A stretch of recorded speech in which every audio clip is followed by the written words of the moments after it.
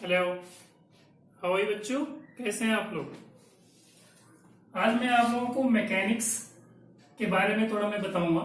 इससे पहले कुछ डिफिनेशंस मैंने दिए थे लेकिन उसमें कुछ पार्ट्स रह गए थे। जैसे मैकेनिक्स है, mechanics is the branch of physics जिसमें वो हम कंडीशन जो होता है रेस्ट के लिए या बॉडी मोशन में है उसको हम ऑब्जर्व करते हैं या स्टडी करते हैं।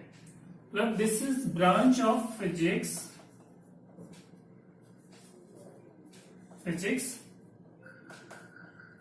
in which we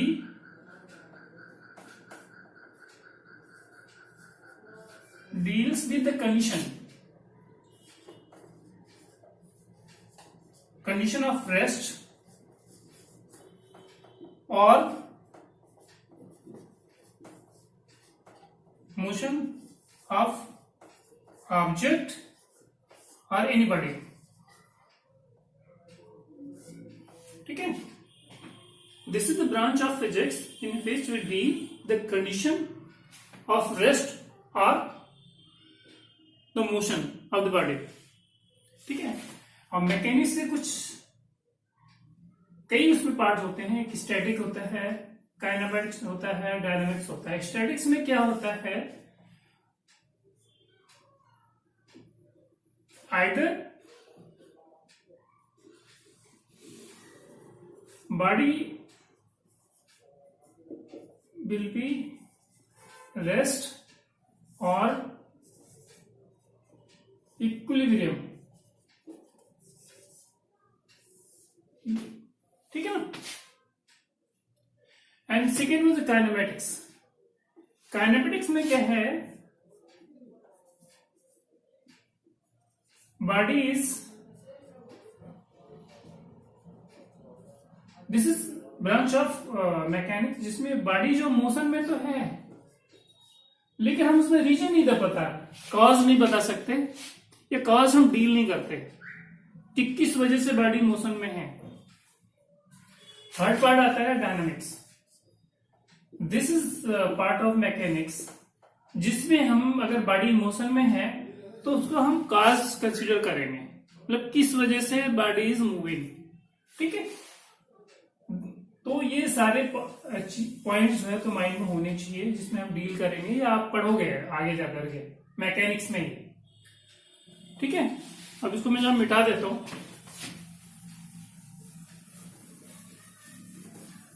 कुछ इससे पहले वाले वीडियो मैंने बताया था कि काइनेमेटिक्स में हम क्या क्या चीजें हमारे माइंड में होना चाहिए।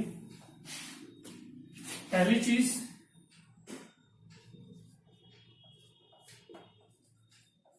डिस्टेंस,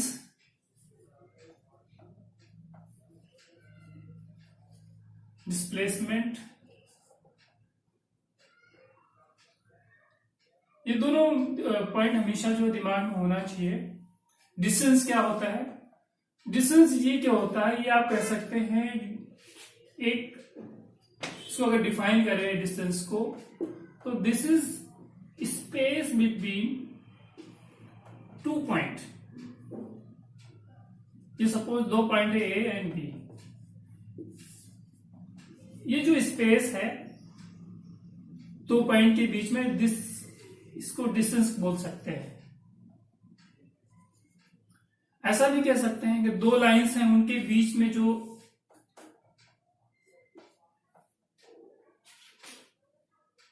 ये दो लाइन है, सपोज ए एंड बी, इनके बीच में जो स्पेस है इसको भी हम डिस्टेंस बोल सकते हैं।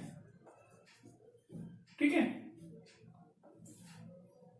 अब डिस्टेंस जो है ये बेसिकली क्या होता है, ये मैग्नीट्यूड ही हो सकता है, मतलब टोटल मैग्नीट्यूड ही होगा। It could be positive,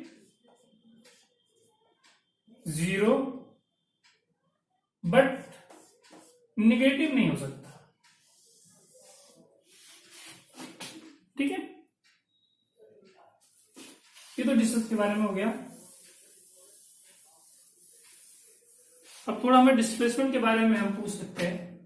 displacement जो है दिस इज, कह सकते हैं आप इसको अगर डिफाइन करने की बात करते हैं, दिस इज मिनिमम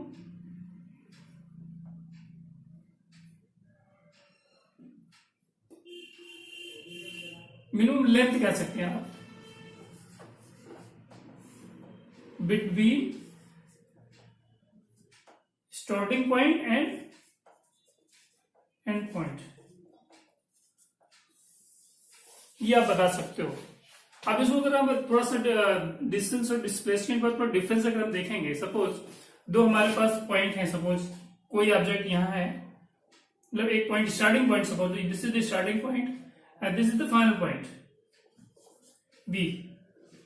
अब कोई बंदा सब लोग है वो यहां से भी जाना चाहता है, ये भी पाथ फॉलो कर सकता है, पहुंचेगा यहां, तो टोटल डिस्टेंस जो यहां से इसको लेंगे, लेकिन अगर टोटल डिस्प्लेसमेंट की बात करेंगे, दिस इज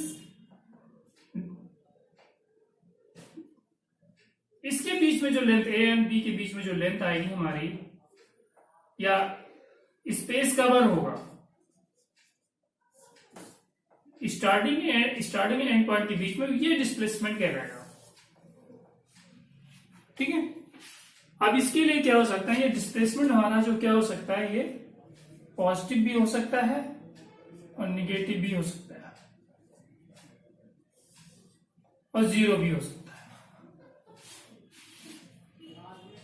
मतलब ये चीजें हमेशा माइंड में होनी चाहिए। मतलब कोई भी क्वेश्चन अगर न्यूमेरिकल लगाते समय तो माइंड में ये चीज, छोटी सी चीजें हैं सारी जो आप अगले क्लासेस में पढ़ चुके होंगे, इसलिए थोड़ा मैं ओवरव्यू दे रहा हूं।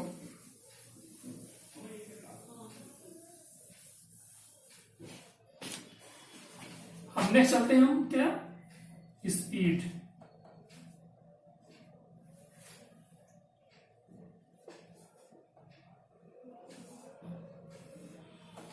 स्पीड क्या होता है, इसको भी थोड़ा डिफाइन कर लेते हैं। ये distance covered by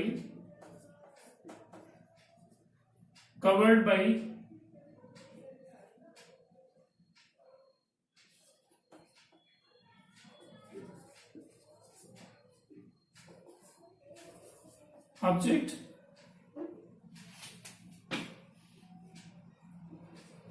in unit of time. But आप इसको ले सकते हैं इन एनी डायरेक्शन।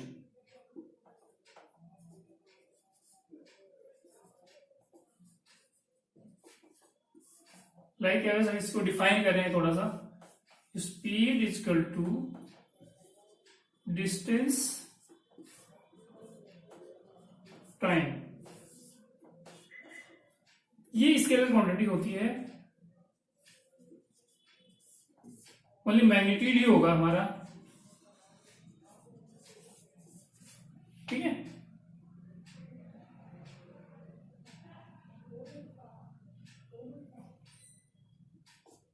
पॉजिटिव होगा,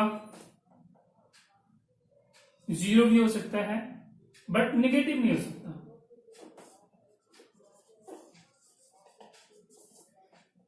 ये माइंड में हमेशा रखना। कुछ और चीजें मैं थोड़ा सा मैं बताऊंगा, जल्दी जल्दी बता देता हूं, थोड़ा माइंड में आपके रहे। पहला क्या है,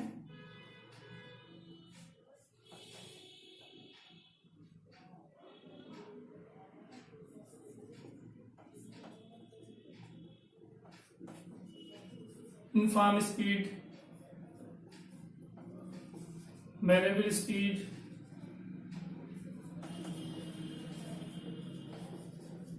स्पीड इंस्टेंटेनियस।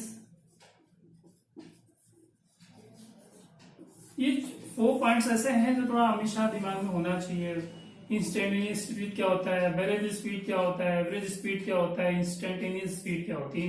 यूनिफॉर्म स्पीड में क्या होता है, कोई बॉडी अगर मूव कर रही है वो सेम टाइम में या किसी टाइम कह सकते हैं आप। सपोज सेम डिस्टेंस कवर करे, मतलब वो हर इंटरवल में सेम डिस्टेंस कवर करे, ये कह सकते हो आप। सपोज T1 पर S है, T2 पे भी तो S होगा, मतलब सेम टाइम पे सेम डिस्टेंस कवर कर रहा होगा। वेरिएबल में स्पीड में क्या कह सकते हैं आप, सेम इंटरवल ऑफ टाइम में वो उसकी जो डिस्टेंस होगा, वो डिस्टेंस जो होगा वो डिफरेंट होगा वेरिएबल स्पीड में, ठीक है। सेम। और एवरेज स्पीड में क्या होता है, टोटल डिस्टेंस जो होता है हमारा, टोटल डिस्टेंस जो कवर करेगा डिवाइडेड बाय टोटल टाइम। अगर ऐसा आप कर लेते हैं तो हमारा एवरेज स्पीड निकल आएगी। इंस्टेंटेनियस स्पीड में क्या होता है, हमारा बेसिकली एक पर्टिकुलर टाइम पे, मतलब किसी इंस्टेंस पे कह सकते हो आप, इंस्टेंस कह सकते हो आप, या वो बॉडी जो मूव कर रहा है जिस पाथ पे है, किसी पॉइंट पे अगर हम स्पीड निकालते हैं तो दैट विल बी इंस्टेंटेनियस, या पॉइंट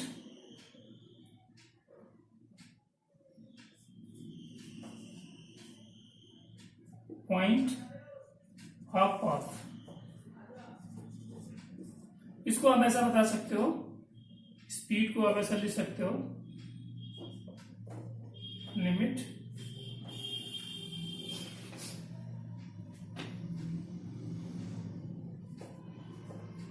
इज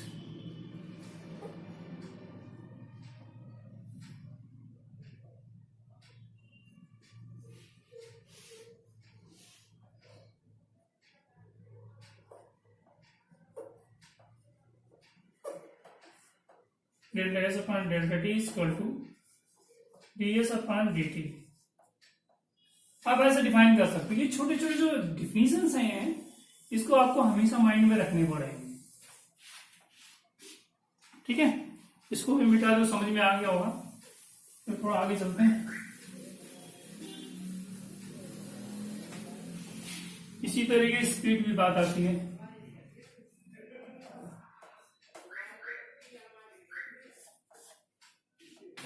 स्पीड में क्या होता है,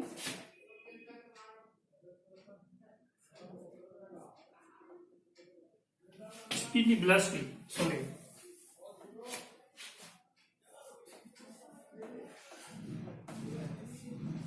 वेलोसिटी क्या होता है, rate of change of distance with the time, rate of change of distance with time, but specific direction।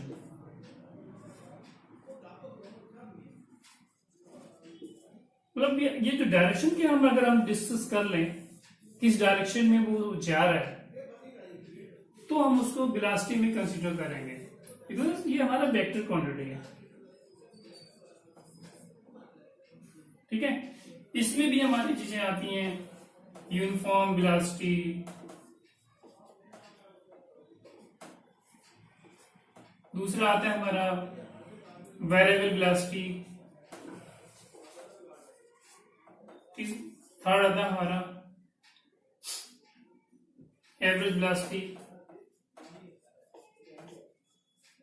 Fourth हमारा आ सकता है इंस्टेंटेनियस वेलोसिटी।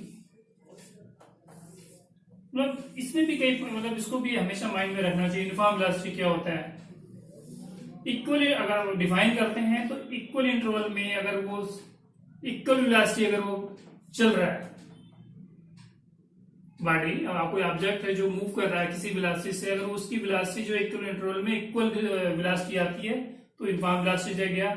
वेरिएबल होगा अगर वो उसकी वेलोसिटी चेंज हो रही है और किसके रिस्पेक्ट में, इक्वल टाइम में, इक्वल इंटरवल ऑफ टाइम में अगर चेंज हो रही है तो वेरिएबल वेलोसिटी बोलेंगे। एवरेज वेलोसिटी क्या होती है,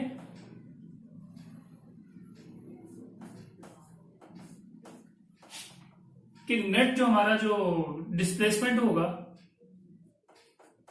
ये थोड़ा आप दिमाग में रखना पड़ेगा। नेट डिस्प्लेसमेंट जो है एवरेज वेलोसिटी में कैसे, नेट डिस्प्लेसमेंट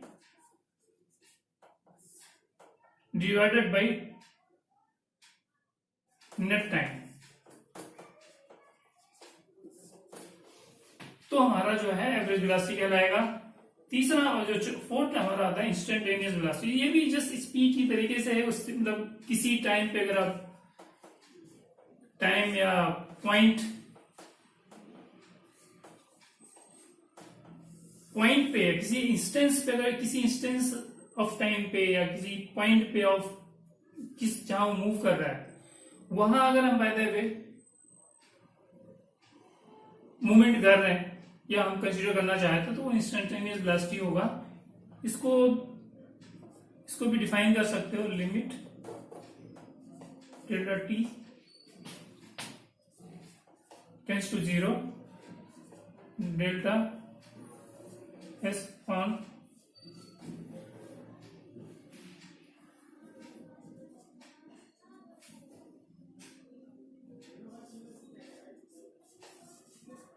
dt।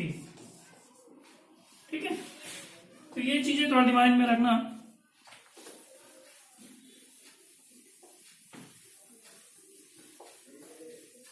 इसी तरीके से थोड़ा डिफिनेशंस आते हैं। तो आज हम ऐसे छोड़ देते हैं।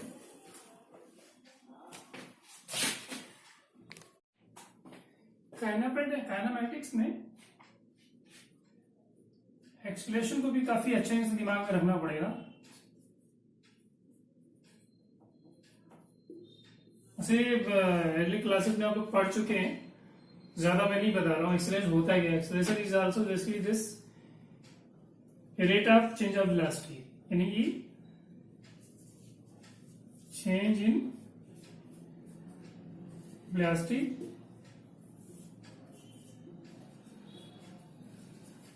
Time taking. अब वेलोसिटी के भी आप उसको बाइफरकेट कर सकते हो।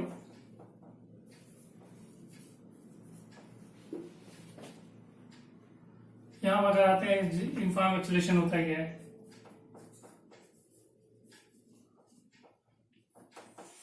सेकेंड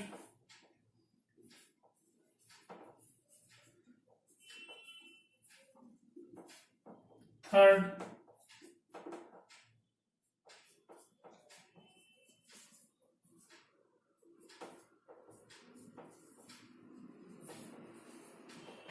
फोर्थ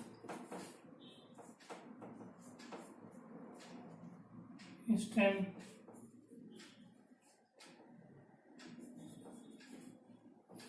ये क्यों हमें मालूम होना चाहिए। जब ग्राफिक क्वेश्चन आते हैं ना तो बहुत ही अच्छे ढंग से इनको हमें दिमाग में रखते हुए सॉल्व करना पड़ेगा। तो यूनिफॉर्म एक्सप्रेशन हो गया क्या कि इक्वली इंटरवल ऑफ टाइम में आपकी जो ऑब्जेक्ट है उसका जो वेलोसिटी है, जो इलास्टिक मैग्नीट्यूड है वो सेम चेंज हो रहा है, सेम है। वेरिएबल में क्या होता है, सेम इंटरवल ऑफ टाइम में उसका जो स्पीड है, स्पीड का जो मैग्नीट्यूड होता है वो चेंज होता रहता है। यूनिफॉर्म में नहीं होता है, वेरिएबल में चेंज होता रहेगा। एवरेज एक्सेलरेशन में क्या होता है, वो कैसे निकालते हैं। सपोज ये दो पॉइंट हैं ए एंड बी, यहां at the time of t1 उसकी वेलोसिटी सपोज v1 है और at the time of t2 इसकी वेलोसिटी जो v2 हो गई। तो हियर आप कैसे निकालोगे average acceleration, v2 minus v1 upon t2 minus t1। मतलब एवरेज वेलोसिटी किसी दो पॉइंट के बीच में निकालते हैं। ठीक है, इंस्टेंटेनियस एक्सेलरेशन में क्या होगा, किसी इंस्टेंस पे निकालते हो आप, इंस्टेंस पे या मोशन में जो बॉडी है किसी पॉइंट पे निकालोगे, या तो आप डिस्टेंस में निकालोगे या वो बॉडी जहां मोशन में है उसी किसी पॉइंट पे निकालोगे। तो कैसे करोगे इसमें, इसको आप ऐसे कर सकते हो,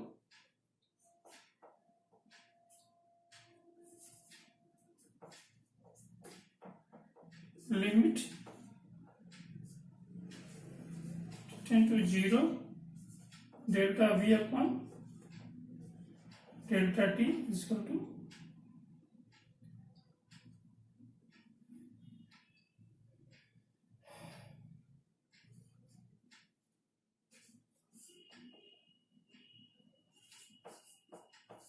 t²। ये आप कर सकते इस तरीके से। तो ये सारे पॉइंट्स दिमाग में आपको रखने पड़ेंगे, ठीक है। इसको मिटा देता हूं, शायद आप लोगों ने नोट कर लो, नहीं तो वैसे फिलहाल आपने रियल क्लास में जो पढ़ चुके हो, माइंड में होना चाहिए।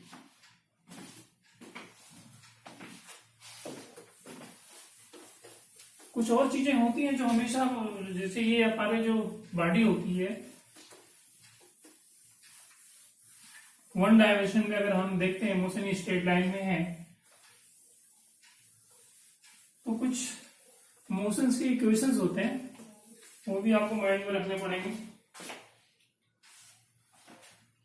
अगर बॉडी जो है suppose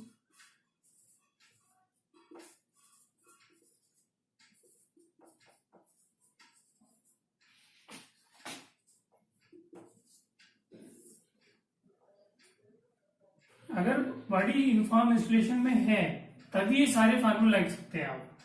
V equal to U plus A T, S equal to U T plus A T square and V square equal to Q square plus 2as। इसका इंडिकेशन तो जानते होंगे, this is initial velocity, this is final velocity, ठीक है। तो ये तो पहली कंडीशन हो गई। दूसरी कंडीशन में है कि सपोज किसी बॉडी को आप थ्रो कर रहे हो अलग डायरेक्शन में, उस पर जी लग रहा है या फ्री फॉल कर सकते हो आप, तो उसके लिए आपको कुछ करने की जरूरत नहीं, एक ही जगह पे आपको जी लगाना है। जी क्या होगा, कोई भी बॉडी है तो उस पर हर जगह जो है uniform acceleration due to gravity लगता है। उसके लिए भी आप क्या कर सकते हो, B equal to U plus G T, S equal to, यहां आप एच कर सकते हो, u plus T plus half G T square V square equal to U square plus 2gh, ठीक है। तो ये सारे फार्मूला आप जब यूनिफॉर्म एक्सेलरेशन से होता है, बॉडी मूव कर रही होती है, तो ये सारे इक्वेशन यूज करने पड़ते हैं, ठीक है। और बड़े अच्छे अच्छे क्वेश्चन आते हैं, लेकिन वैसे देखा है जो कंपटीशन में मोस्टली देखा जाए तो इससे इतने क्वेश्चन तो नहीं मिलेंगे। कोई बॉडी, अगर किसी बॉडी को कोई थ्रो करता है या फ्री फॉल हो रही है, तो इसलिए कुछ क्वेश्चन बनते हैं। तो मैं कुछ क्वेश्चन कराऊंगा, अच्छे क्वेश्चन कराऊंगा जो कंपटीशन में आ चुके हैं प्रीवियस ईयर के, डेफिनेटली मैं कराऊंगा। इसके बाद मैं आपको ग्राफ के बारे में कुछ बताऊंगा। आज मैं जो डिस्कस करने जा रहा हूं,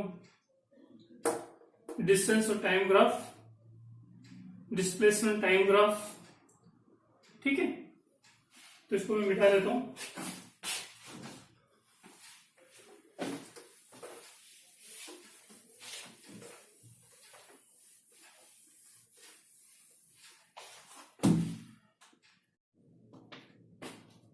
बच्चों में थोड़ा सा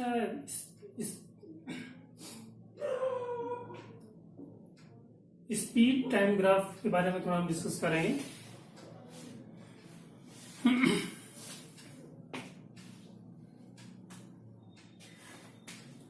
अभी हमारा जो बेसिकली क्या है, डिस्टेंस और डिस्टेंस, दिस इज टाइम। अगर आपको ऐसे देखने पता लग रहा है कि जो ऑब्जेक्ट है जो मूव कर रहा है,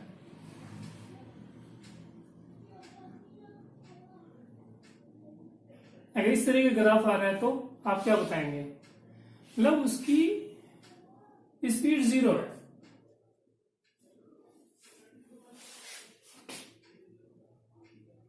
अगर उसका ऑब्जेक्ट वो टाइम के पैरेलल अगर उसको आ जाता है डिस्टेंस, तो आप कह सकते हैं कि स्पीड उसकी 0 है। दूसरी कंडीशन में क्या है, ऑब्जेक्ट टाइम से कोई एंगल बना रहा है जो स्ट्रेट लाइन है, तो यहां क्या कह सकते हैं आप, यूनिफॉर्म स्पीड से ऑब्जेक्ट, ठीक है। थर्ड पॉइंट में आप देखते हैं, टाइम से जो एंगल बना रहा है, सपोज यहां है एक एंगल यहां बनता है, सपोज दिस इज थीटा, फिर एक एंगल यहां बनता है, तो जो इंक्लिनेशन हो जाता है विद द टाइम वो सीधा बढ़ता जाता है, ठीक है। तो आप क्या डिसाइड करोगे यहां कि जो ऑब्जेक्ट जो है जो ऑब्जेक्ट है इंक्रीजिंग स्पीड में है,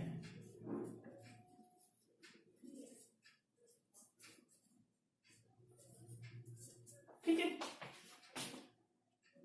तो ये कह सकते हो आप यहां इसके ऊपर एक्सेलरेशन जो है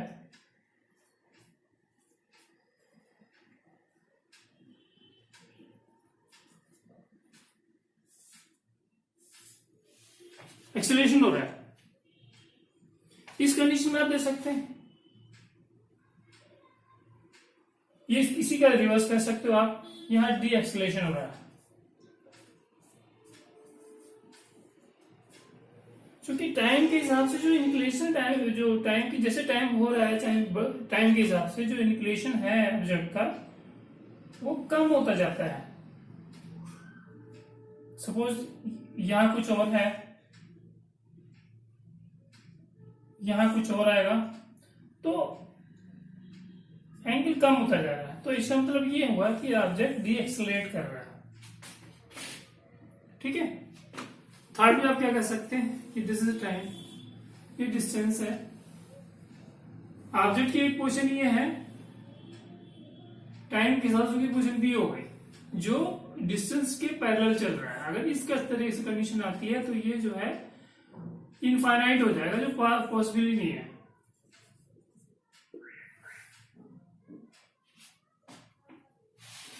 ठीक है।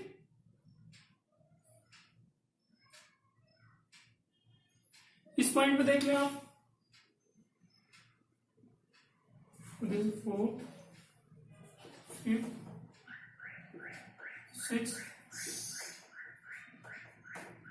सेवन,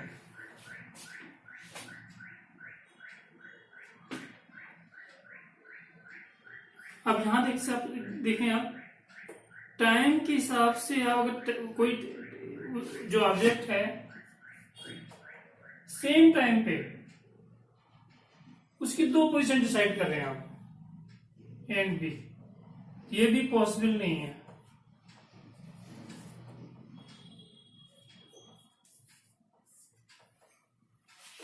अगर डिस्टेंस के पैरेलल कोई लाइन ड्रॉ करे तो वो दो पॉइंट को कट करता है, ए एंड बी पे, तो जो पॉसिबल जो हो ही नहीं सकता। इस कंडीशन में आप दे सकते हैं टाइम के हिसाब से जो है डिस्टेंस जो हमारा अब दिखा रहे हो, टाइम के हिसाब से डिस्टेंस को कम कर रहे हो, ये भी नॉट पॉसिबल।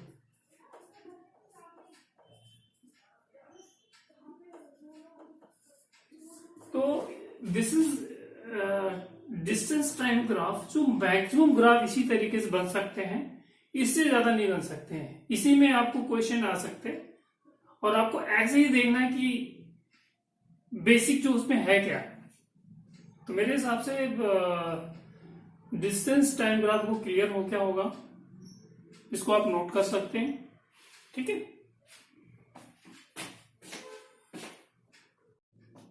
बच्चों अभी यहाँ भी हम थोड़ा दूसरे ग्राफ पे ध्यान दें। This is graph between time and displacement. अगर कोई ग्राफ लाइक इस तरीके से है तो बॉडी हमारा जो क्या होगा, स्टेशनरी होगा, बिकॉज जो लाइन है ये B is parallel to time axis. Second हमारा क्या है, अगर इस तरह एक ग्राफ बनता है, सिंगल स्ट्रेट लाइन का जो इंक्लिनेशन है टाइम से सिंगल हो जाए, और हर जगह सेम हो, तो हम क्या कहेंगे, जो ऑब्जेक्ट है कांस्टेंट वेलोसिटी से मूव कर रहा है। थर्ड केस में हमारा क्या होता है, सेम टाइम इंटरवल है, सपोज इसके बीच में इसके बीच में इसके बीच में है, और डिस्प्लेसमेंट जो है हमारा इंक्रीज कर रहा है। तो इसका मतलब ये हुआ your velocity is also increasing, that's why acceleration भी इंक्रीज करेगा। आप अगर देखें यहां इसके बीच में अगर डिस्प्लेसमेंट निकाल दें समथिंग, तो ये आता है, इसके बीच में ये निकालता है, इसके बीच में ये आता है। मतलब ये जो पॉइंट हमारा जो है डिस्प्लेसमेंट जो है वो बढ़ता जाता है। तो हम ये कह सकते हैं कि बॉडी एक्सेलरेशन की पोजीशन में है। अब इसमें देखिए आप, सेम टाइम इंटरवल है, जब आप डिस्प्लेसमेंट निकालते हैं तो वो धीरे धीरे कम होता जाता है। तो यहां आपका कंक्लूजन होगा ये डी एक्सेलरेशन होगा। ठीक है, इस पे आप थोड़ा ऑब्जर्व करें, टाइम ऑफ डिस्प्लेसमेंट में कैसे निकालेंगे। बॉडी इनिशियल पोजीशन में था यहां, ठीक है, और धीरे धीरे उसका जो डिस्प्लेसमेंट कम होता जा रहा है। ठीक है, कहने मतलब ये डिस्प्लेसमेंट कम होता जा रहा है, उसकी वेलोसिटी कम होती जा रही है। एक टाइम पे आने के बाद उसकी वेलोसिटी 0 हो जाती है। ठीक है, फिर 0 होने के बाद फिर उसकी वेलोसिटी जो है चेंज होनी होगी, तो चेंज होगी।